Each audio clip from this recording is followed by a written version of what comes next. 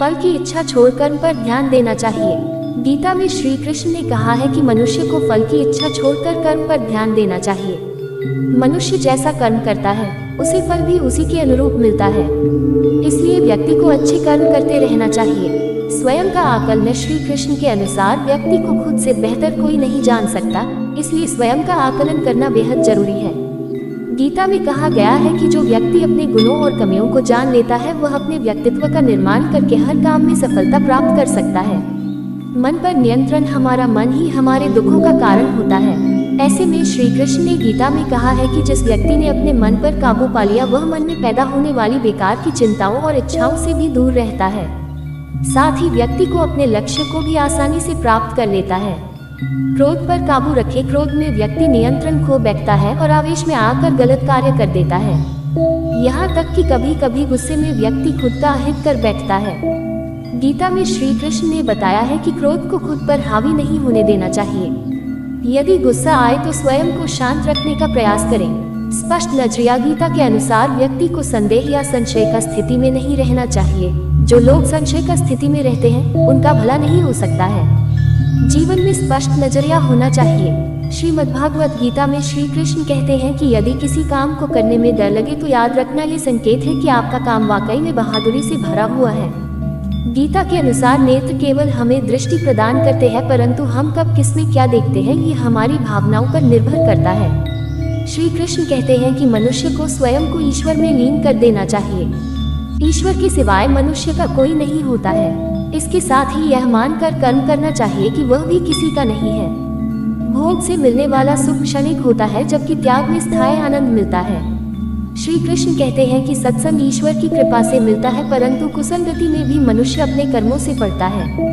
गीता के अनुसार जीत और हार आपकी सोच पर निर्भर करती है। मान लो तो हार होगी और ठान लो तो जीत होगी।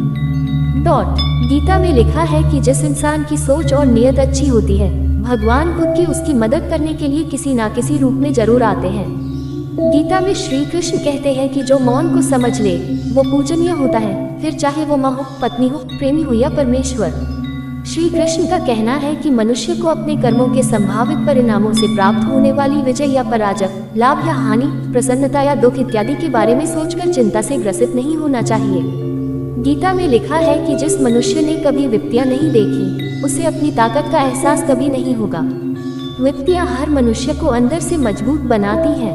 प्रशंसा चाहे कितनी भी करो, परंतु अपमान बहुत सोच समझकर करना चाहिए, क्योंकि अपमान वो उधार है जो अवसर मिलने पर हर व्यक्ति ब्याज के साथ चुकाता है। गीता में श्री कृष्ण कहते हैं कि अहंकार ही हर मनुष्य का विनाश करता है।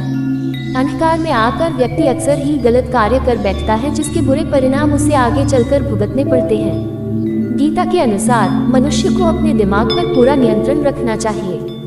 यदि हम इसे नियंत्रित नहीं करते हैं तो हमारा अपना दिमाग एक दुश्मन की तरह काम करता है। बीते कल और आने वाले कल की चिंता नहीं करनी चाहिए, क्योंकि जो होना है वही होगा।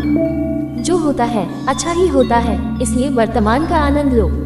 नाम, पद, प्रतिष्ठा, संप्रदाय, धर्म, स्त्री या पुरुष हम नहीं है और न ये शरीर हम हैं। ये शरीर अग्नि, जल, वायु, पृथ्वी, आकाश से बना है और इसी में मिल जाएगा। लेकिन आत्मा स्थिर है और हम आत्मा हैं। आत्मा कभी न मरती है, न इसका जन्म है और न मृत्यु। आत्मभाव में रहना ही मुक्ति है। परिवर्तन संसार का नियम है। यहाँ सब बदलता रहता है। इसलिए सुख दुख, लाभ हानि, जय पराजय, मान अपमान आदि में भेदों में एक भाव में स्थित रहकर हम जीवन का आनंद ले सकते हैं। क्रोध शत्रु है, अपने क्रोध पर काबू रखें। क्रोध से भ्रम पैदा होता है और भ्रम से बुद्धि विचलित होती है। इससे स्मृति का नाश होता है और इस प्रकार व्यक्ति का पतन होने लगता है। क्रोध, कामवासना और भय ये हमारे शत्रु हैं। ईश्वर के प्रति समर्पण अपने को भगवान के लिए अर्पित कर दो, फिर वो हमारी रक्षा करेगा और हम दुख, भय, चिंता, शोक और बंधन से मुक्त हो जाएंगे।